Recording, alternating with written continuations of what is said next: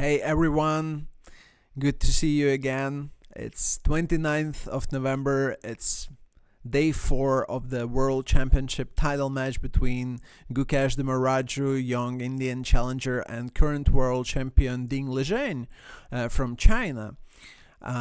Before we jump to the game analysis, just real quick information about the Chessify platform, the very modern tool that offers you strong cloud engines, wide variety of chess databases, and pretty much all necessary tools for your chess improvement.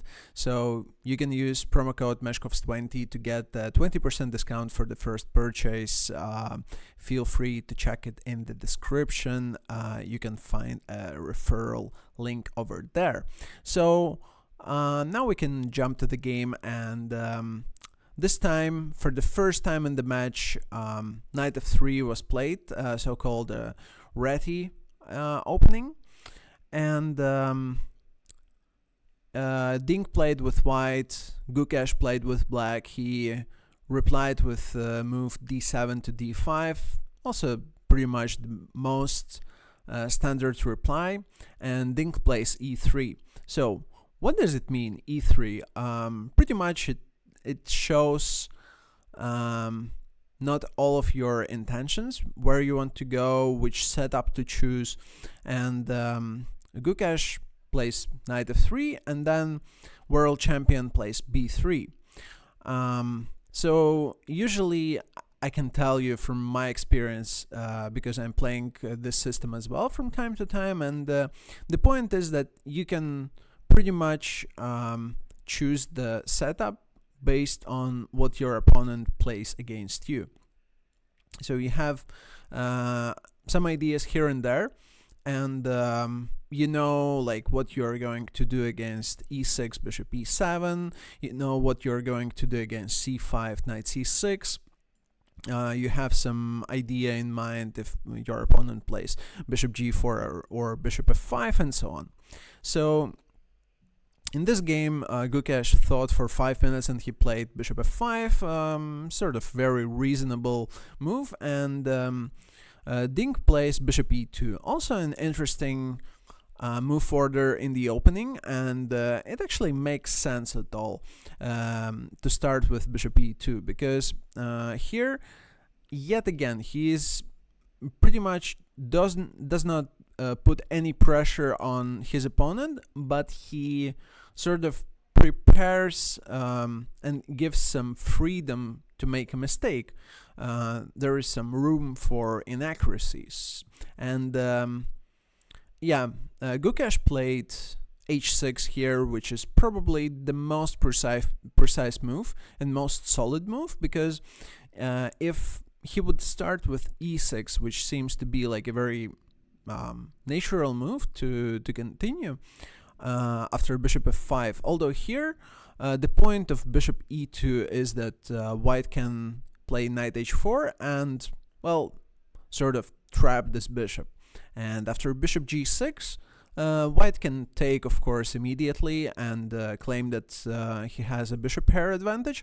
Although on the other side, on the other hand, he can keep this tension for a little bit longer and, let's say, play bishop b2 or maybe something else, and sooner or later, but take on g6 and play for this small bishop pair advantage, very stable position. You can decide in the later stage of the game how you want to continue, with either c4 undermining the center or d4 fighting for the center, maybe even not showing all of your ideas and start with d3 and sort of keep distance between you and your opponent. But anyways, it was behind the scenes, and after bishop e2, Gukesh sort of prophylactically played h6, a very healthy move, and here I followed the live commentaries, and on the different platforms, commentators were very surprised after the Ding's next move, and indeed it looks slightly unusual. However, this idea is very well known in Queen's Indian defense, where black plays bishop from c8 to a6. In this case, but usually when you play bishop a6, you attack the pawn on c4. In this case, there is no pawn on c5, and it's a very good question why white plays bishop a3, but the answer is pretty simple, is that most likely black wants to play e6, and it's also prophylaxis against this move, because if I capture on f8, it means that you're losing your option to castle. And g5 is a very responsible decision. Maybe it's one of the best moves. However, you don't want to make such a responsible decision when you're playing probably the most important tournament of your life. So for that reason, Gukesh made a very healthy, stable move, avoiding taking unnecessary risks in his young age. He's only 18, and he plays knight bd7. So Ding continues with short castle. Black plays e6. We see trade. He takes with a knight, and after c4 he goes back with a knight. It's pretty fun when I check the base that after c4 black could have started with c6, and okay, in this case, for instance, white plays knight c3, knight d7, and this position happened on practice twice, at least in my database. So white played d4, short castle, and here we have two games that were played in the past. So maybe we can start with the game that continued with the move rook c1.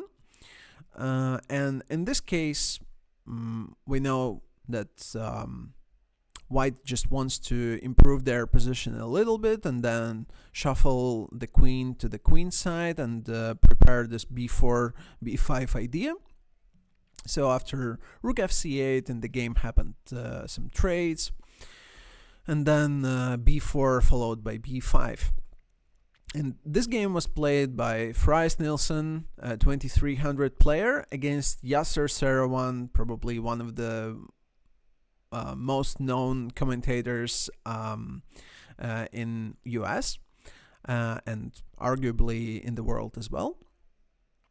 And the game was played in 1978, a very long time ago.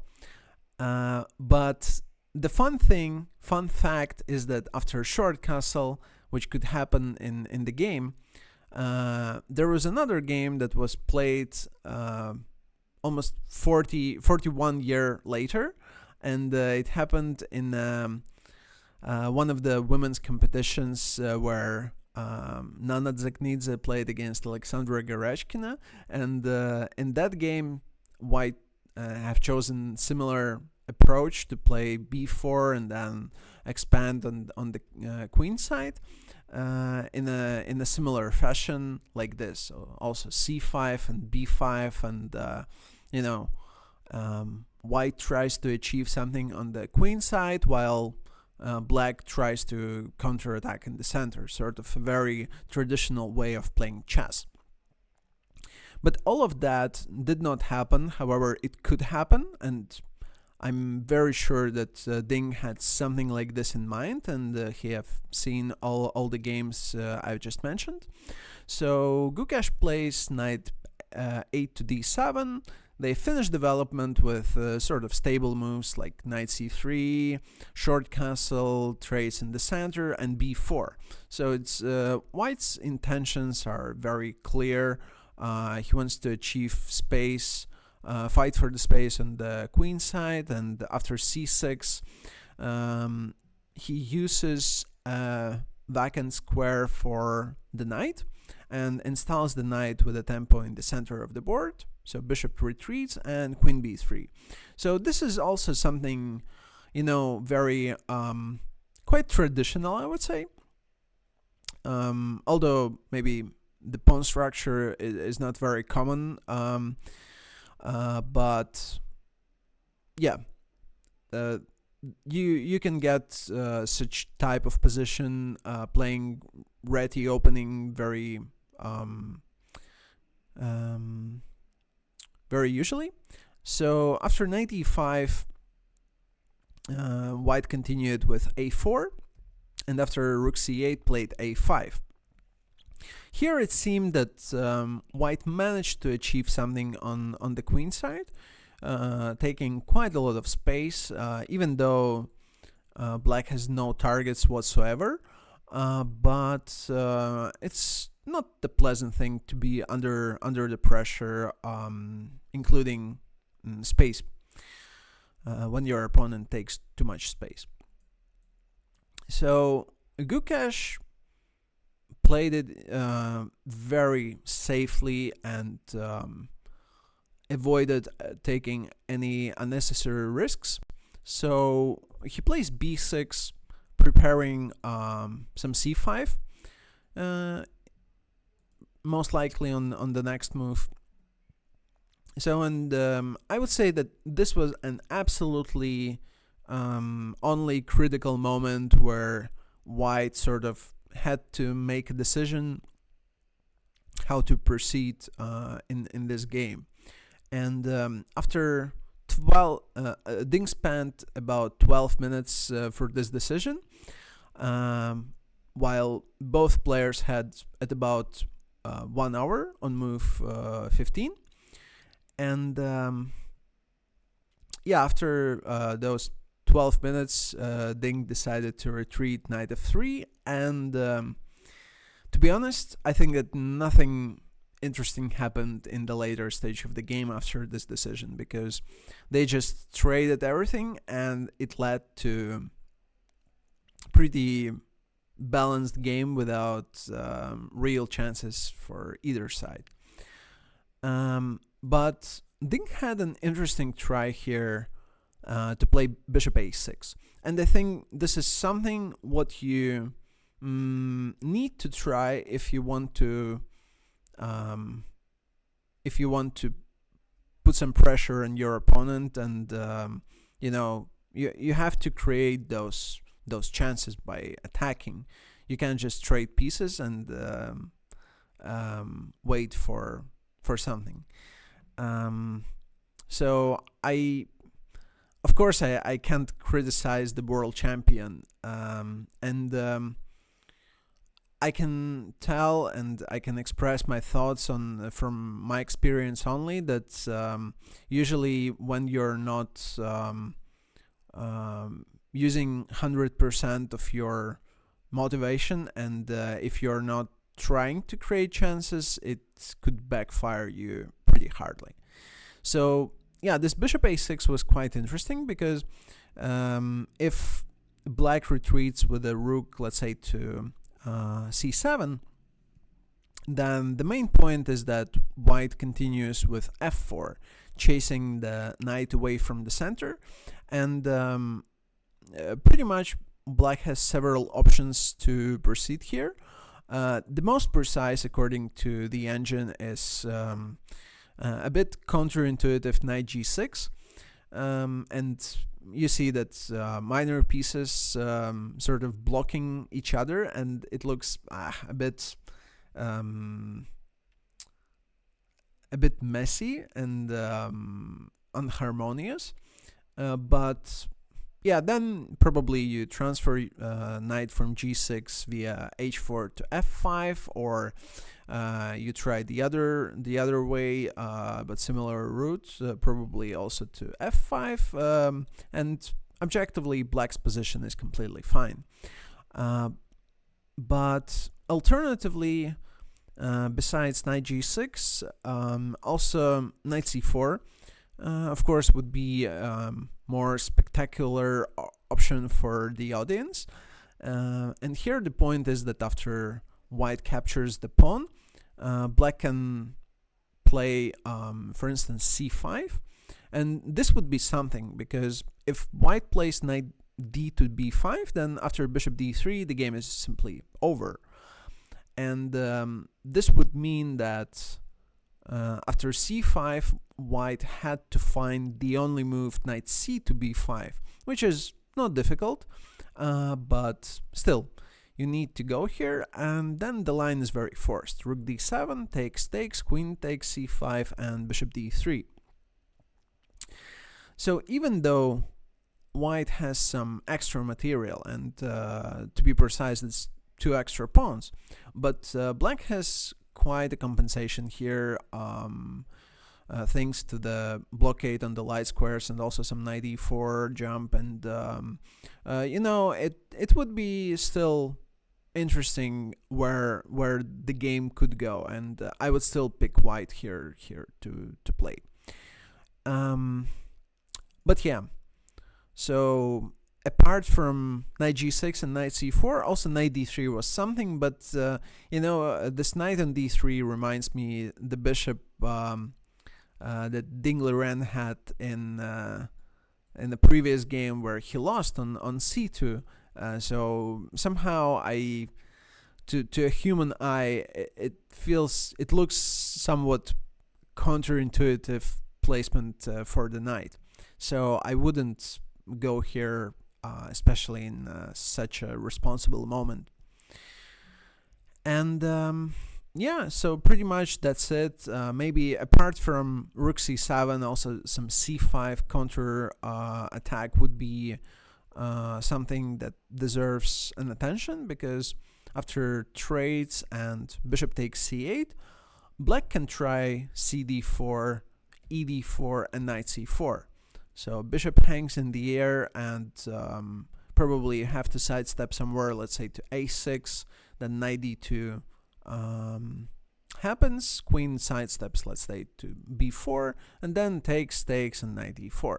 So thanks to far advanced pawn, we see that already for the 3rd time in this match that Ding uses this sort of AlphaZero approach, and in the later stage of the game, especially in endgame, it could be something very useful and very critical.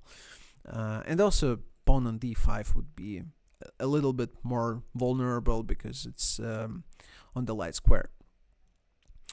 But yeah, anyways, this bishop a6 was either missed or Ding decided that maybe it's not the right time to complicate matters. So he clearly knows better. Was better for him, and he played knight f3, and as I mentioned earlier, no false intrigue, no fake drama. There is nothing really interesting in the rest of the game, because Gukesh played very precisely, and actually both of them played very precisely, but Gukesh just sort of neutralized any potential chances for white. So he played very directly, d4, traded pawns, played bishop e4, traded another pair of minor piece, then they traded pair of pawns, in a couple of moves traded pair of knights, and yeah, pretty much every next move is trade of something, and then yeah, we are in a very, very balanced end game where, of course, c-pawn never ever gonna fall, and no one is gonna fall into some cheap trick like queen c5 and rook d1, and then white is losing. So yeah, the rest of the game is just 10 to 15 stable moves, more trades, queen trades, and then they found simple threefold repetition, and that was another draw in the match. So still, after 4 games, we have level score 2-2. Tomorrow, 30th of November, Gukesh gonna play with white his next game. I'm pretty sure it's going to be a challenge for the world champion. So stay tuned. Thank you very much for your attention, and see you tomorrow.